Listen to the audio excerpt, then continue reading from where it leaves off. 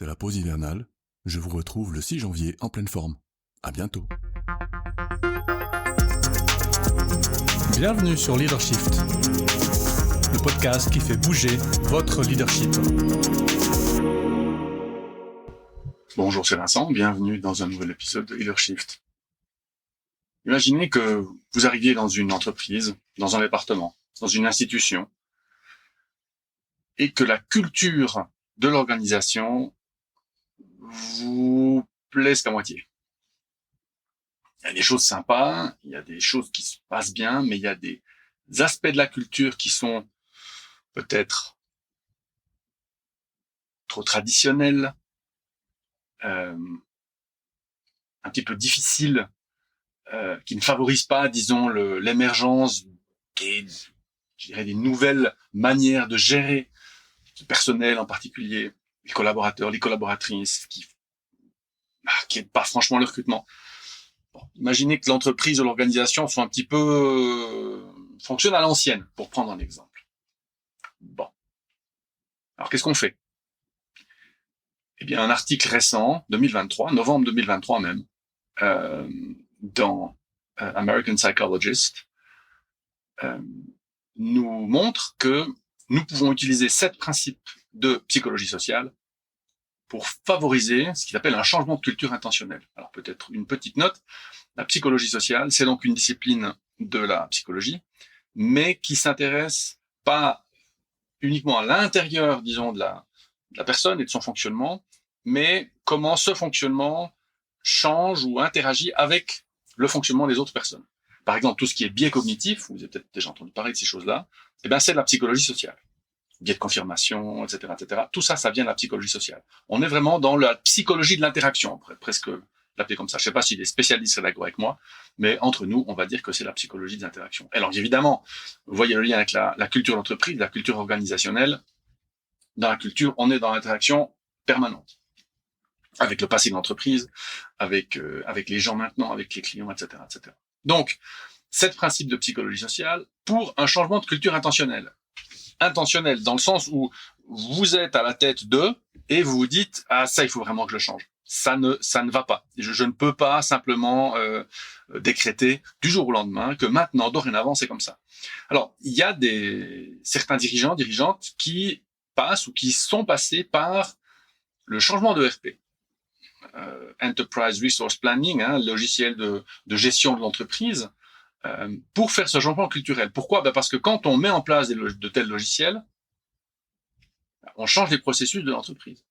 Et comme on change les processus de l'entreprise, bien, on peut imaginer qu'on va changer la culture de l'entreprise. Donc, si on imagine un nouveau directeur qui arrive dans une entreprise qui fonctionne un petit peu à l'ancienne, avec plein de petits logiciels partout, avec plein de personnes qui travaillent de manière très, très indépendante et très autonome, mais pas du tout coordonnée, eh bien, on peut s'imaginer que l'ERP ferait le travail.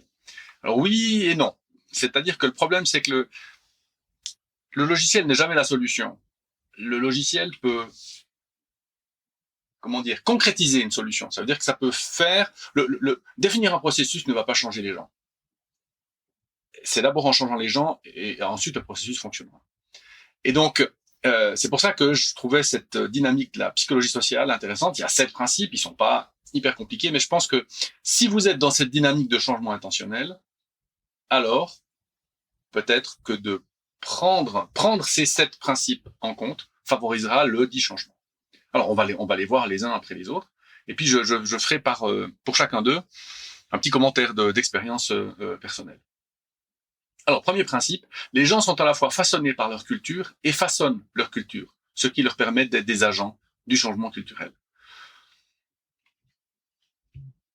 On a, je dirais, presque dans l'histoire des sciences humaines, il y a 2 tendances. Il y a la tendance qui consiste, la tendance un peu psychologisante ou psychanalysante, qui consiste à dire que c'est la personne qui change son environnement. Tout se passe à l'intérieur. Et puis l'autre, à l'opposé, évidemment, vous la voyez venir, c'est la culture de l'entreprise qui façonne complètement la personne.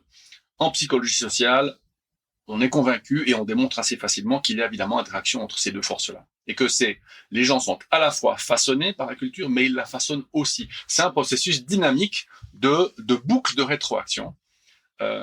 Et c'est ce qui fait d'ailleurs que la culture peut changer de temps en temps, de manière très forte. Alors, il y a beaucoup de barrières au changement culturel, mais si on s'y prend bien, on peut y arriver, je dirais, avec assez peu de moyens, finalement. Donc, l'idée du façonnage rétroactif, ça veut dire je façonne mon environnement et mon environnement me façonne, fait qu'évidemment, chaque personne peut être un agent du changement culturel. Donc ça nous dit déjà, si je veux changer la culture de l'organisation, je ne pourrai pas le faire dans le vide. Je ne pourrai pas le faire en envoyant le comité de direction ouvert pendant 4 jours, définir la stratégie, la culture de l'entreprise, revenir avec l'étape de la loi comme Moïse descendant de sa colline. Et puis voilà, on a fait notre projet de changement culturel. Maintenant, les gens sont priés de s'y conformer. Ça marche malheureusement pas comme ça. Donc, on va devoir impliquer un certain nombre de personnes. Je l'ai vécu moi il y a longtemps, il y a une vingtaine d'années, et c'était tôt à l'époque, grâce à mon chef qui avait perçu que le changement culturel allait devoir être nécessaire pour l'entreprise pour laquelle on travaillait tous les deux. Et donc, il a mis sur pied. J'ai participé à la marge, mais il a mis sur pied un programme de changement culturel et de dynamisme et de rencontres des cadres avec des workshops, etc. Et donc, c'était mon premier changement culturel vécu. Et donc, il y avait vraiment cette idée de chaque personne doit pouvoir être un agent du changement culturel. Deuxième principe, il est essentiel d'identifier, de cartographier, d'analyser et d'évaluer les niveaux clés de la culture pour créer un changement efficace. On est obligé de passer par l'inventaire, pour le mettre en termes très concrets. C'est quoi notre culture d'entreprise aujourd'hui, maintenant, et pas celle qu'il y a sur les murs, pas celle qu'il y a sur le site internet, celle qui est à la tête des gens. Et c'est pas facile parce que beaucoup de changements culturels, et ça on le sait depuis Edgar Schein, il y a beaucoup de déterminants de la culture qui sont inconscients. Les gens vous le diront ici, chez nous, on fait comme ça. Ici, ça se fait comme ça. Ça, c'est vraiment, on est dans le centre de la culture. Et donc, avant de pouvoir changer quoi que ce soit, il faut commencer par cartographier, par analyser, par faire l'état des lieux. D'ailleurs, ils ont dit cartographier. Ça peut donner une espèce de carte, une map, quelque chose d'assez concret, avec différentes dimensions, plusieurs modèles qui permettent de faire ça. Donc, il faut commencer par identifier quelle est la culture de l'entreprise pour pouvoir ensuite agir dessus. Il y a une des entreprises pour laquelle on a travaillé, pour laquelle on a fait ça. Et en fait, on s'est aperçu en faisant la cartographie que ils avaient une belle culture. Je sais pas si on peut le dire comme ça, mais en tout cas une culture qui était très positive, vécue de manière très positive par les collaborateurs et les collaboratrices. Et c'est ce qui les a aussi poussés à ne pas, à ne pas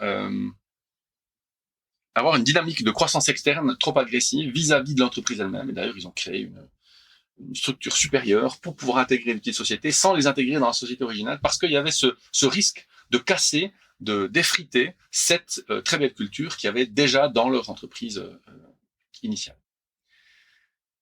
Troisième principe, le changement de culture s'opère à la fois par des approches descendantes et ascendantes et est plus efficace lorsque les différents niveaux sont alignés.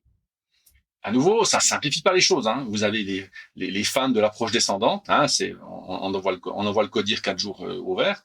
Et puis il y a les fans du tout démocratique qui vous disent il faut absolument faire d'énormes workshops où on prend tout le monde et puis on discute pendant des jours. Et puis oui, mais il faut faire les deux, parce que on ne peut pas demander aux collaborateurs, aux collaboratrices d'avoir le niveau de vol suffisant pour pouvoir voir plus loin et voir quels sont les éléments essentiels du futur de la culture de l'entreprise.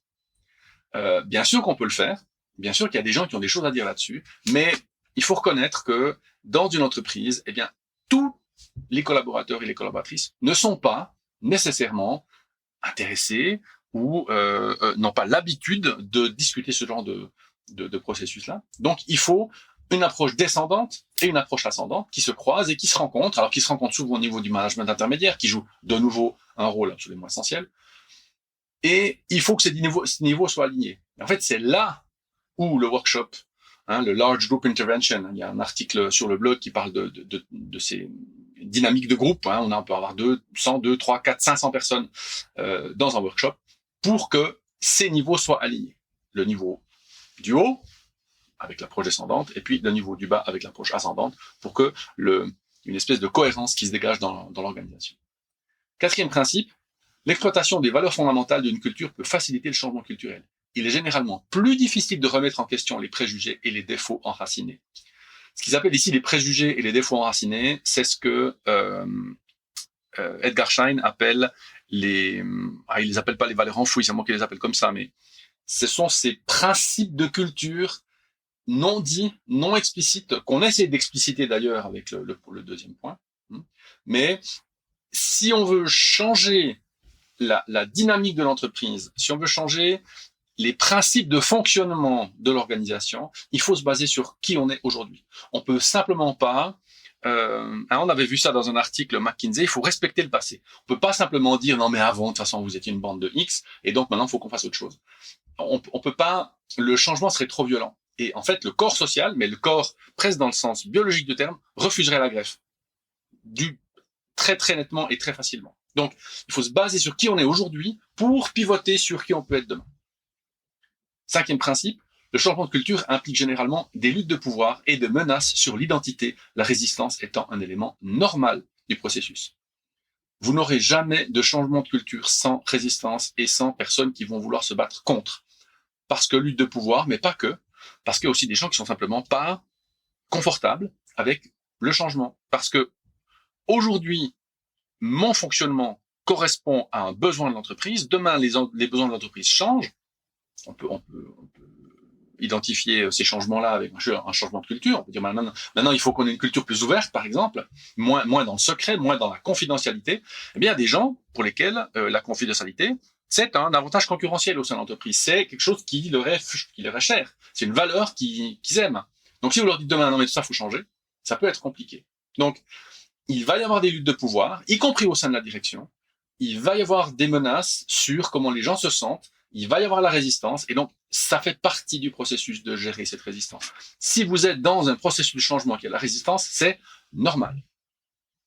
Sixième principe, les cultures interagissent entre elles et les changements au sein de l'une d'entre elles peuvent entraîner des réactions négatives, des résistances et des affrontements dans les autres.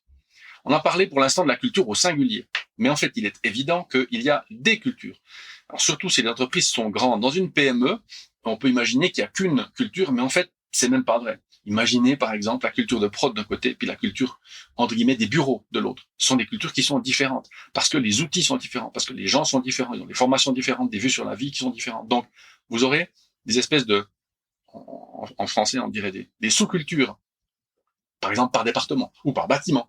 On peut imaginer qu'il y a un bâtiment dans le haut du village et puis un bâtiment dans le bas du village. Vous aurez des cultures qui seront légèrement différentes. Et donc elles interagissent entre elles, et d'ailleurs, les changements dans l'une peuvent provoquer des bons ou de mauvais changements dans l'autre. Et donc, il va y avoir un petit peu de stratégie et de tactique pour savoir par où on passe et comment est-ce qu'on va faire. Septième principe, le moment du changement est crucial, tout comme le fait que l'organisation soit prête à être changée. Ça, c'est le point qui est pas facile. Le moment du changement est crucial. Pourquoi ça a fonctionné l'entreprise là dans laquelle je vous donnais l'exemple il y a une vingtaine d'années? C'est parce que le marché était en changement, c'est parce que le groupe auquel appartenait l'entreprise était aussi en mutation.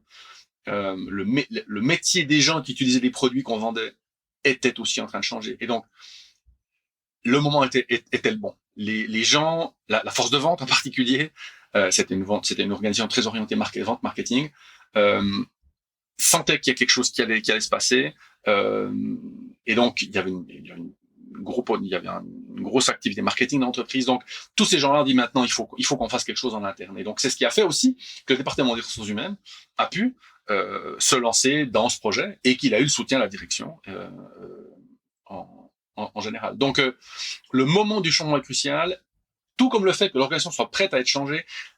Il y a des manières de favoriser la prise de conscience. Et ça, c'est un travail de management, c'est un travail de direction, en fournissant des chiffres, en fournissant des exemples, pour que les gens prennent conscience que oui, je vais devoir faire un peu d'effort, je vais devoir mettre un peu du mien pour favoriser un changement qui sera bénéfique à tout le monde, y compris à moi. Alors là, on entre dans la dynamique du changement qu'on a vu par ailleurs dans d'autres épisodes du podcast, mais il est important que les gens dans leur tête commence à se dire qu'il est peut-être nécessaire que. Et donc, avant, je dirais, la partie dure du processus de changement, du projet de changement, il y a une partie de ce qu'on a appelé par ailleurs change readiness, comment avoir été prêt, comment être prêt au changement, pour simplement que les gens puissent se dire oui, maintenant je dois faire l'effort, maintenant je peux faire l'effort. Donc voilà les 7 principes. Je vous les récapitule. Le premier, les gens se façonnent et façonnent la culture. Le deuxième, il faut absolument commencer par identifier quelle est la culture organisationnelle. Troisième principe, approche descendante et ascendante mélangée. Quatrième principe, il faut exploiter qui on est aujourd'hui pour pouvoir pivoter sur qui on veut être demain. Cinquième principe, il y aura de la résistance, il y aura des luttes de pouvoir, c'est normal. Sixième principe, il y a des sous-cultures qui vont interagir au sein de votre entreprise. Et puis, septième principe, il faut choisir le moment de manière intuitive d'un côté, mais aussi raisonnable de l'autre, pour que le changement se passe bien. Voilà, 7 principes de psychologie sociale pour un changement de culture intentionnelle. Alors, on me dirait, mais ça me dit pas comment faire. Ben non, parce que ça va dépendre de qui vous êtes, d'où vous venez, où vous allez. Et donc, vous savez à qui vous adresser, info@coapta.ch. Si vous avez ce genre d'intention de changement de culture, on peut en discuter. À la semaine prochaine. Ciao.